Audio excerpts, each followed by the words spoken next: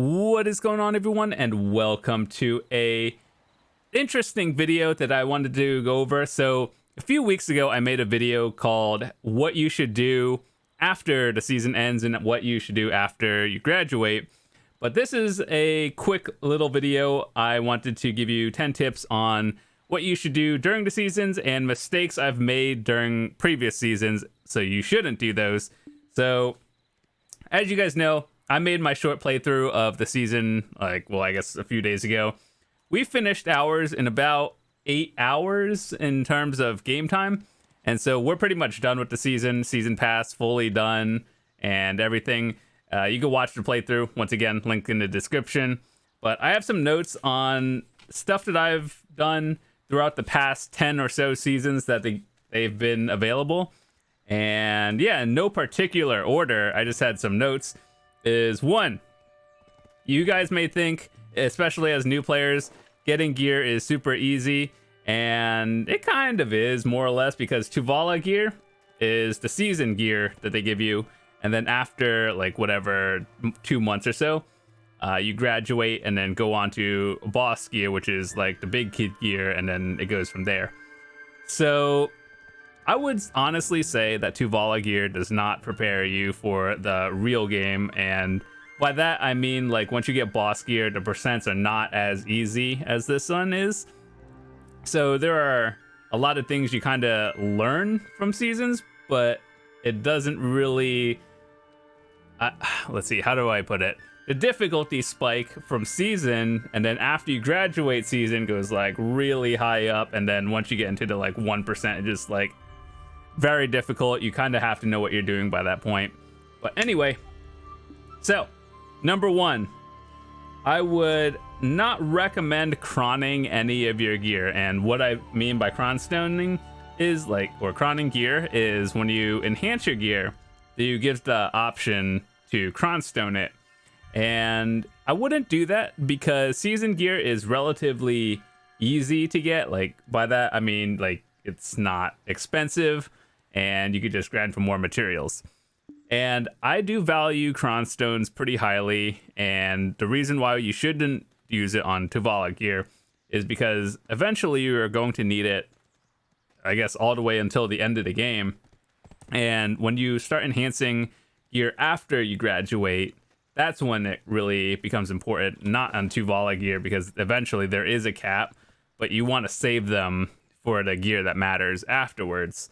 So in my enhancing or my season video, I think episode 2, you guys can watch exactly how I enhanced all my gear. I have one piece left, which is I had a Tet, and then I tried to go for pen and it just blew up, and that was like on a pretty decent stack. But anyway, for the most part, gear is done for the season. If I'm missing one earring, it doesn't matter. But yeah, save your cronstones for after the season. You get a lot of them just by doing the season pass and getting all the rewards. So one other thing people have asked, is the battle pass or the Black Spirit pass worth it? I do think so. So basically, if you don't buy it on sale and you just buy it like at any given time, the battle pass is like $30 or 3,000 pearls. And getting this alone, the outfit box, pretty much makes up for it. And then you get some maids along the way. So 2 maids that are already over the value, but basically it unlocks a second row of rewards, and it'll help you get more materials a little bit easier. Do you need it? Absolutely not. Is it nice to have? Yeah. And you get some goodies along the way, so I do think it's worth it if you are planning on playing through the season. And I guess that's the reason for me. Like, seasons itself, I don't really learn anything. It's good for new players to catch up, and I think they're a good thing. But for people who have been playing for many years, I just do it for the rewards, and that's about it. So yeah, no crowning your gear. Save it for stuff later after the season ends. And it's not even after the season ends. You can still buy the gear, even like this is my season character now. If you want boss gear, just go to the market and just buy whatever you want, enhance it, and wait till the season ends. But we'll get into something else that you could do with it, even like before the date ends. So stick around for that. Next thing is, if you are a new player, and even if you aren't a new player, I personally didn't, is you can use the season servers, and I would highly recommend a lot of people doing this, because the season servers, there is no PvP enabled, and yeah, well, I mean, there's a PvP channel, but like the other 2, 3, 4 channels, you basically can do whatever without the worry of PvP, but this is like the Arsha of season. And honestly, for me personally, I stepped into the season channel one time, and that was to do a season pass quest, was just like defeat a boss from a Rift's Echo, and you can only do that on the season channel. So yeah, you can do it on both of them. The difference is usually when it's not an event, the season channels offer a little bit more XP than like non-seasons, and you also get materials like these things when you grind, so it's just like, it is extra money even if you don't need it. It's just extra things in the loot rotation. So I do think it's good. And if you just don't want to, like, if you're in a spot that's not particularly, like, it's just okay, on seasons it might be a little bit more populated, but on a non-season channel it's probably empty. So that's kind of why I did it. Plus I kind of know what I'm doing at this point, so that's the reason for me. But for everyone else, it's not bad using the season channels, and especially with no PvP, it's like you can grind in peace more or less. Use the, can you use the Marnie realm in season? I have no idea, probably. So yeah. Number 3, we have big quests that are required to complete the season pass, and it is the Old Moon Guild special monster quest, and there's another one. I think it's one of these things, something down here. But basically it's like kill 3,000, kill 5,000 monsters. And what I would highly recommend doing is doing that with your guild or doing that with your friends, because it not only counts the credit for both players, you get it done, and ultimately it's not like a big deal. If you want to do 5,000 solo, you can do it. It personally took me about a little under an hour at Blood Wolves, because that's what I did this season for me. But yeah, if you want to just speed run through everything, do it with your guildies, do it with your friends. It saves time, and that's like the one good thing, because a lot of this game, it's mostly solo, and we all know that. So if you, any chance you get to play with your guildies and friends, that's always a good thing in my eyes. So it's something you should check out and recommend doing. Yeah, so after that, another thing that I would recommend for all of you who are just trying to get to level 61, it's not particularly hard to do it, but for new players who have no idea, I'm looking at this as a new player perspective. So like, this is your first character, you're coming into seasons, and you have no idea what you're doing. And obviously, to me, getting 61 doesn't mean anything. It's like an easy accomplishment that we can do pretty easily. But for a new player, you don't know all the spots that are available, and they're good or bad. You might not even have the entire map discovered. So what I would recommend doing is, of course, like during the season, you'll get these boxes that give you XP.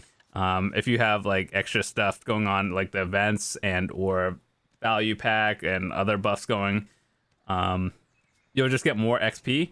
But there's like a season leveling box past 50, and of course those all give XP, and a lot of it is additive. So like you can just stack percentages up to like what, 3,000 or something. I don't know the exact number, but you can stack XP pretty high. And another thing is, I would recommend going the XP artifact route. So these are very cheap. I think you actually get one just by doing the artifact questline. So extra AP against monsters obviously helps you clear faster. And just 4 combat XP Lightstones is 400%. And these are very cheap as well. So let me just go find it on the market just to show you how to do it. So they are blue ones. They're floor or wind. And you could just sort by like price, and all you need is 4 of them. They're pretty cheap. So like 8.5 million times 4, easy. You make that relatively easy. And so along with all your extra buffs and everything, you could stack extra Lightstones in there. And 2 of these crystals are some things you get just by playing through the season. And I believe it is... where is it? Yeah, these things. They're resplendent Kydex crystals. And you get these relatively early on, so you should have 2 of them. And basically, it adds another 20% times 2. You can have 2 of them in your helmet sockets. So ideally, you'd want 2 of them for maximum combat XP and skill. So that's really nice. And with the recent patch, they made it very easy for people to like max out their skills on your character. I think you need roughly like 1200 total. Like I think that includes Succession, because I am maxed out right now for Awakening with 1065, and these are all leftovers. So yeah, they made it easier to max out a character now, which I think is an overall good thing for everyone. And yeah, if you want to just get to level 61, try to max out or stack as much XP as possible. And some extra tips I would just give everyone are the very cheap option of the combat XP Lightstones, and just use all the leveling boxes you can, along with any extra daily scrolls and stuff they give you throughout the season pass. So that's good. So another thing people might be wondering later on in the season is, how do I get more time-filled Blackstones, and what's the best way to go about doing it? And in this game, sadly, the way it works is density, or like the mobs, a lot of them is worth more than stronger ones. You would think that like the stronger mobs would give a higher quantity of it, but like it really is, if your clear speed is very fast and you're in a spot where there's a lot of density of enemies, even if they're like lower level, you are rewarded more than grinding slower spots. So if you're trying to get materials, the truth is just grinding places with high density is worth more than slower spots just to get them. And overall, I didn't really grind too much. Getting to 61 is really fast, especially with all the buffs stacked up. And so I don't think you'll have a problem at all getting time filleds. And if you are curious and just once again want to see how I went about gearing up my character and everything, you can just check the link in the description to the playlist. And it's basically a 3-part season. It's, yeah, this season I did it in 3 parts. So yeah, that's another way to get it. There's also a weekly quest that gives a bunch of these, but it's up to you whether you think it's worth doing or not. And as we talked about before, I'd recommend doing it with your guildies or friends to make it go by quicker. So another thing that I wanted to talk to you about was getting the infinite potions. Now, I do believe infinite potions are a very important thing, and they look like this. Well, this is the level 2. For health pots, this is like a different off topic. But for health pots, there's 3 tiers, a tier 1, 2, 3. And I have the tier 2 one on my alt, and I have a tier 3 one on my main. So these are what they would look like if you're fully completed. But anyway, there are places you can grind, and the rare relic items, which is like the archaeologist map, the permanent compass, infinite potions, and everything. I would recommend doing those on season servers and or just like on your season character, because 1, you're leveling up a new character, getting more skill points than doing it on your main. You probably don't need it. And 2, while you're on a season server, you're getting more rewards and drops in the meantime. So it's usually like the best time to do it, I would say, is like mid-season when you're going for it. And the reason why is a lot of people, once you can early graduate, most people do that, myself included probably.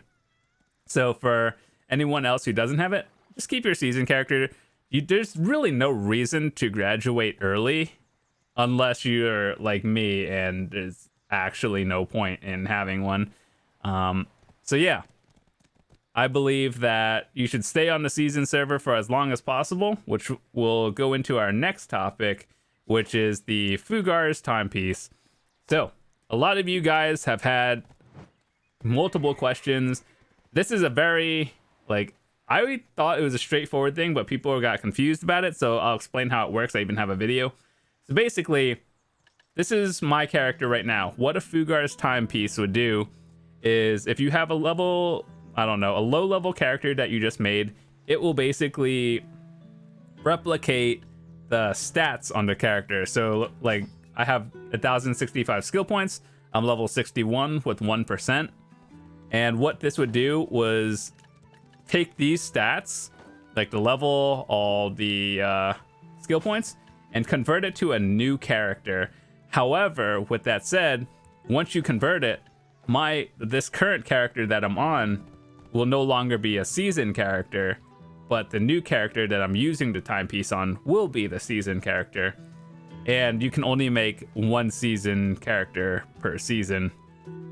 They don't tell you that, but, well, maybe they do, but I'm telling you that because a lot of people have been asking me and I had to confirm it with them. So anyway, yeah, so it'll basically convert every stat over to the new one, making your current one a normal character. So what I would recommend doing is saving that all the way until you think you're done with the season, because the reason why is if you do it early, it'll take the stats you currently have. But if you plan on playing your character longer, if you're gonna duplicate a character anyway, then you might as well do it with the highest skill points so you don't have to do it twice, if that makes sense. You only do it once, duplicate it, and then you have two characters with the same stats. Easy, right? So yeah, it saves you time. Just hold on to it until you think you're actually ready to graduate, and then use it. And also, you can use it on another character, which I thought was pretty obvious. So like, my character is a Meiwa. If you want to play a striker, you can have both a striker and a Meiwa with the same stats. So yeah, it's very straightforward. If it's still not clear, happy to clarify any other questions. And yeah, so another thing that you do is when you go talk to Fugar over here somewhere, he will give you rewards based on whether your armor is Tri or Tet and above. So here's how it works. If you get your piece of gear or Tuvala to Tri, it'll give you a 40 stack. And if you get it to Tet, it'll give you a 60 stack. And you just have to like get it and then show it to him and equip it, or accept a quest and equip it. And then it'll give you 2 stacks. So you multiply that by all the weapons and then armors. And then suddenly you have like 7 60 stacks, 7 40 stacks. Now, I would recommend saving those stacks and don't use them randomly, because later on, once you graduate from season, those fail stacks will become worth it because you're going to want to enhance boss gear later on, and it's not as easy as leveling up season gear. So you could use it from like Tet to Pen to 60 stacks, and it still feels a little bit high to me, but you could do that and it wouldn't be too bad. So yeah, if you have any questions on how to fail stack, feel free to ask. I'm happy to help newer players or just anyone in general before you do anything you think might be kind of sketch. So yeah, don't use fail stacks randomly. Figure out what you want to do before you use the fail stack, and that's a good thing, especially when you get to later on. So yeah, in episode 2 of my season playthrough, you could see how I did everything along with the stacks I made. I didn't really have, I think overall I had pretty average luck, nothing spectacular, but I did make a lot of stacks that I still do have. Like I have 270s, I might have some more, I might have popped them later on. Oh yeah, 370 stacks and a 80.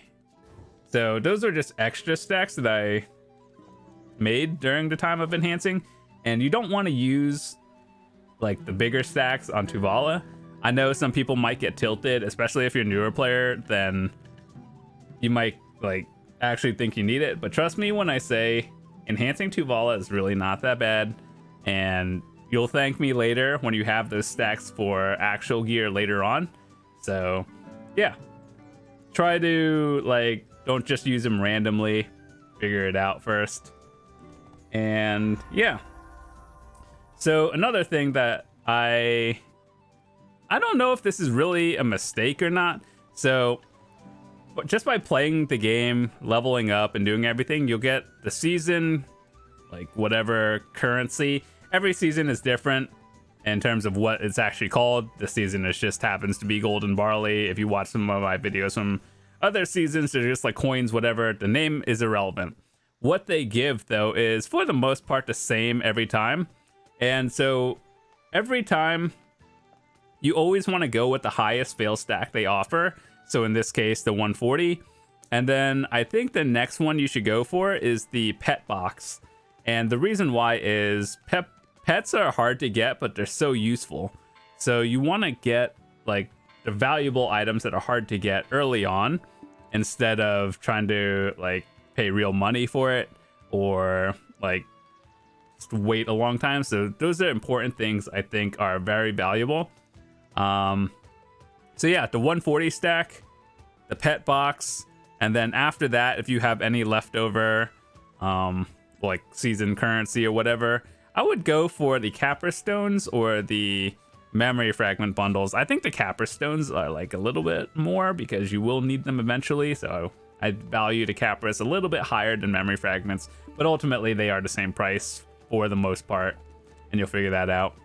So yeah, don't just spend those randomly. These are limited currencies, so you want to figure it out. Always go for the highest fail stack you can get and stuff that like, you know, would cost real money, so you don't have to spend real money, if that makes sense. And for the last thing, I would talk about the leveling boxes. Unfortunately, I can't show you them because I actually use them. So from starting at like level, was it 30 or something? You get level or boxes, you open them every 5 levels, right? And then at 50, you get it and open them every 1 level, I believe, or 1 or 2 levels.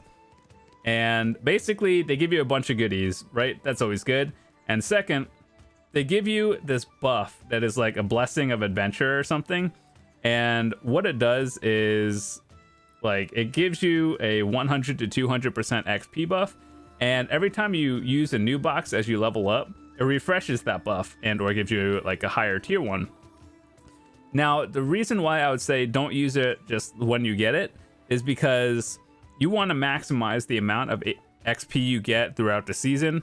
And overall, I do think that, like, especially if you're new, being able to stack as much XP as possible is a good thing. Whereas for me, I just opened them freely because I needed them as soon as possible. But for you, make sure to look at what the XP boxes give and use them like every hour or so, because that's, I think, how long the bus lasts, every hour or 2. So yeah, be careful on those boxes because once you open it, it gives you an XP buff that starts the timer immediately. So use it as needed. And I think that has been 10 tips. So number 1, don't cron your gear. Number 2, use the season servers, especially if you're new, because there's a lot of benefits for it. I personally didn't, but I also know what I'm doing. Season servers are helpful, especially if you have bad RNG. Sometimes you just might have to do it. Number 3, do kill quests and season pass stuff with your friends and guildies. 4, get some cheap artifacts to help you level faster. 5, grinding density for Tuvala stones or the time-filled stones is more important than grinding like stronger mobs. So more over stronger. I don't think it should work that way, but it does, so take advantage of that. Grind rare items such as infinite potions, map, and compass on a season character because you get more benefits from from doing that, and it's less crowded in the populated spots. Number 6, save Defugar's timepiece until the end, until you can, until you think you're actually done with the season, so you copy the highest quality as possible. Number 7, don't use your fail stacks randomly. I get that just goes for everything. Even once you are a veteran player, don't just use your stacks randomly. I think, was that 8? Yeah, okay, that was 8. Number 9, get the fail stacks and the pets as your reward, because they are the highest rewards you can get, and they are very difficult. Well, the pets aren't. You just have to spend money on it, and their goal is to not spend money on it. So get those. And the final tip is use your XP boxes and level up rewards sparingly. Don't just pop it once you see them because they give you rewards. So yeah, with that said, hope you enjoyed this video. I know it might be long, but there'll be timestamps and everything. So thanks so much for watching. I'll see you guys tomorrow. If you're new to the channel, hit that subscribe button, and I try to make guides for basically everything. I've been playing this game for a long time, so if you think that you might need help in the future in this game, feel free to ask, leave it in the comments, join the Discord and all that stuff. Happy to answer questions. So yeah, with that said, I'll see you guys tomorrow. Would love to see you guys come back, and have a fantastic day.